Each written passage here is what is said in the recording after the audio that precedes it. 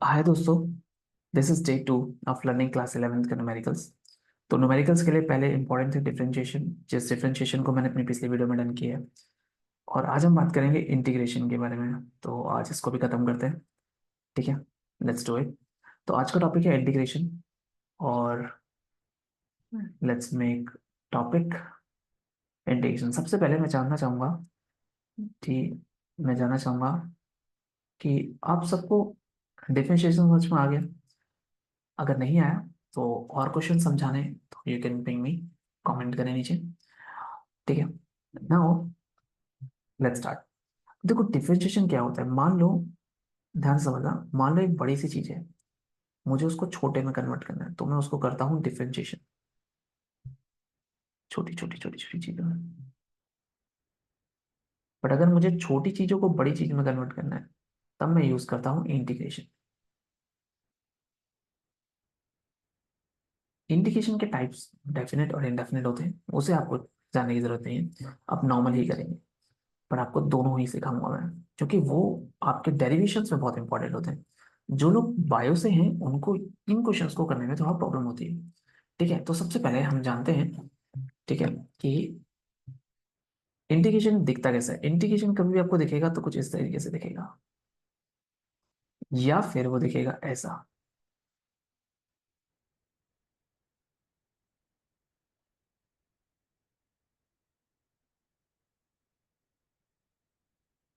दो ही टाइप के different integration होते हैं, that is definite integral, this one definite, और ये इनडेफिनेट इंटीग्रल। डेफिनेट के आंसर्स डेफिनेट आएंगे, एग्जैक्ट। इसके आंसर्स कुछ भी आ सकते हैं, सो आप इसमें कंफ्यूज ना हो। कैसे करते हैं वो समझते हैं। ठीक है, हम दोनों तरीके के क्वेश्चन करेंगे। ठीक है, और लेट्स सी, गायब नहीं हो रहा यार, हो ही नहीं रहा गायब। अब हो गया। ठीक है, स्टार्ट करते हैं। इंटीग्रेशन ऑफ एक्स की पावर एन डी एक्स। हमेशा याद रखना कि जब भी आप इंटीग्रेशन करेंगे तो आपके पीछे ये डी एक्स आना चाहिए, ये एक्स आना चाहिए। इन दोनों की वैल्यू सेम होनी चाहिए। अगर इंटीग्रेशन ऑफ वाई तो d y, integration of z तो d z, integration of t तो डी टी। दैट्स इट, वरना ये इंटीग्रेट नहीं होगा। ठीक है, ओके, पहली चीज समझ में आ गई। तो इंटीग्रेशन ऑफ एक्स की पावर एन डी एक्स का जो फॉर्मूला होता है वो जस्ट अपोजिट होता है। क्या होता है? ये होता है एक्स की power n plus one upon n plus one, plus एक कांस्टेंट आ जाता है, जिस कांस्टेंट को अभी के लिए हम इग्नोर कर देंगे। इसकी वैल्यू बहुत होती है, ठीक है, कभी कभी हमें इस कांस्टेंट की वैल्यू निकालनी पड़ती है। और इसकी जब वैल्यू निकालते हैं तो थोड़ा सा टफ पड़ जाता है, तो वो अभी आप भूल जाओ, अभी आप सिर्फ इसी पार्ट को याद रखोगे। ठीक है, चलिए कुछ क्वेश्चंस देखते हैं और समझते हैं किस तरीके से क्वेश्चन होगा। जितने भी डिफरेंशिएशन के फॉर्मूले थे उन सब के अपोजिट फॉर्मूले हमारे इंटीग्रेशन के फॉर्मूले बन जाते हैं। For example differentiation D upon d x of cos x क्या था बताओ? माइनस का साइन एक्स। पर यहाँ पर अगर मैं integration of cos x D x लिख दूँ तो क्या आ जाएगा? Sine x. देखो दोनों में अंतर है, नेगेटिव का। ग्रेट। अब आप कभी भी ये याद रखें कि आपके पास बहुत सारे तरीके से क्वेश्चन बन सकते हैं। तो मैं आपको पहले बेसिक पे कुछ क्वेश्चंस करवाता हूँ। सपोज आई हैव एक्स की पावर 5 का इंटीग्रेशन ऑफ डी एक्स है। तो बताओ इसका आंसर क्या आएगा? एक्स की power 5 plus one upon 5 plus 1। देखो ये चीज ना आप करोगे नहीं, अब इस वाले पार्ट को आप स्किप करो हमेशा। 5 6 अपॉन 6। मैं बोलूंगा एक्स की पावर 7 बताओ कितना होगा? 8 अपॉन 8। मैंने बोला एक्स की पावर 12 कितना होगा? एक्स की पावर 13 अपॉन 13। सिंपल। ठीक है, अगर मैं आपसे बोलूं डिफरेंशिएशन ऑफ एक्स की पावर 5 कितना होगा, तो सिंपल 5 एक्स की पावर 4। इंटीग्रेशन ऑफ एक्स की 5 कितना होगा? एक्स की पावर 6 अपॉन 6। सिंपल। अब देखो ये दोनों एक दूसरे के जस्ट, मैंने अभी अभी आपको दिखाया ऊपर को, ये डायग्राम देखा आपने, ये दोनों रिवर्स कर रहे हैं। तो कैसे रिवर्स कर रहे हैं इसका प्रूफ देखो कितना अच्छा है। अगर आप इसको अच्छे से देखोगे, इस वाले को अब मैंने इसका इंटीग्रेशन किया, ये आया। अब इस वाले का डिफरेंशिएशन करते तो 1/6 को बाहर रखते हैं, इंटू डिफरेंशिएशन कितना आएगा? 6 6 की पावर 5। 6 है, 6 कैंसिल आउट, आंसर है 6 की पावर 5। जैसे बना था वही वापस आ गया। बहुत बढ़िया। ठीक है, अभी यहाँ पर कंफ्यूज करने के लिए आता है integration of a x plus b की पावर एन, कुछ नहीं करना है आपको, कोई लिखना है ए एक्स प्लस बी की power n plus one upon n plus one into यहाँ पर d upon d x of a x plus b भी आ जाता है। समझना पड़ेगा, ठीक है। चलो एक क्वेश्चन करते हैं और उससे समझते हैं इस क्वेश्चन को। देखो, मैं एक क्वेश्चन बताऊंगा, आपका काम है उस तरीके के क्वेश्चन को ढूंढना।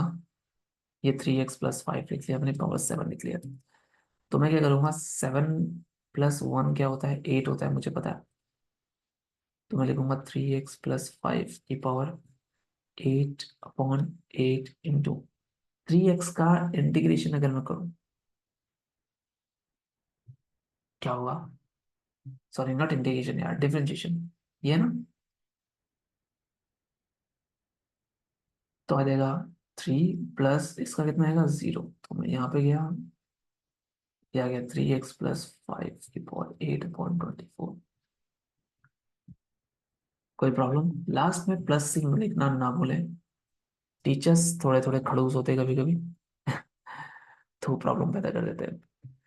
अभी ना, एक चीज आपको याद रखना, इसमें बहुत इंपॉर्टेंट है। इनकेस अगर टीचर का सब दिमाग घूम गया और उसने कुछ ऐसा क्वेश्चन दे दिया, you don't need to worry, ठीक है। तुमको ये तो मेरे को आता है, मेरे को बताया सर ने। तो अगर कोई तुमसे बोले साइन स्क्वायर एक्स या कॉस स्क्वायर एक्स, तो इसके डिफरेंशिएशन बहुत से बच्चे क्या करते हैं, बच्चे इसको समझते हैं साइन एक्स की पावर 2। तो 2, सॉरी नॉट 2, इसका इंटीग्रेशन लोग करते हैं साइन एक्स की पावर 3/3 इंटू साइन एक्स का डिफरेंशिएशन होता है कॉस एक्स, ये करते हैं। बट दिस इज रॉन्ग, इसको आप कंसीडर नहीं कर सकते, ये एक्स प्लस बी की पावर एन से फॉर्मूले से सॉल्व नहीं हो सकता। समझ नहीं ध्यान से, ये वाला, सॉरी, ये वाला नहीं हो सकता, ठीक है। क्यों नहीं हो सकता, इसके लिए फॉर्मूला होता है। तो 3 फॉर्मूले आप जानेंगे यहाँ पर। cos 2x is equal to 1 minus 2 sine square x, और एक और होता है 2 cos स्क्वायर एक्स माइनस 1, और एक होता है cos square x minus sign square x. तीनों, तो यहां से आप साइन स्क्वायर एक्स की वैल्यू को 1 माइन समथिंग ले सकते हैं, 1 - cos 2x और 2। नाउ अब आप इसको डिफरेंशिएट कर सकते हैं, cos 2x का बन जाएगा आपका integration sin 2x dot differentiation में आ जाएगा। वो इजी है, ठीक है, वो आप कर लोगे, आई बिलीव कि आप कर लोगे। तो मेरे हिसाब से इंटीग्रेशन में इतना ही है।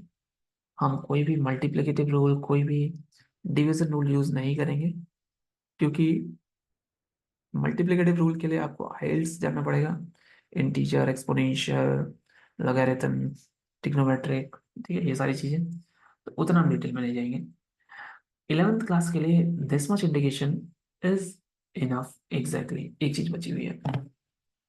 अगर आपको इंटीग्रेशन आता है तो आप क्या करेंगे, थोड़ा सा नीचे जाते हैं। हाँ, हम बात करते हैं डेफिनेट के बारे में, मैं भूल ही गया। सपोज मैंने लिखा है 2 और 3 x⁻³ dx। तो आप अभी अभी के लिए भूल जाए, अब लिखें x⁻4/4। अब इसको ब्रैकेट में लिखें और लिख दें 2 से लेकर 3।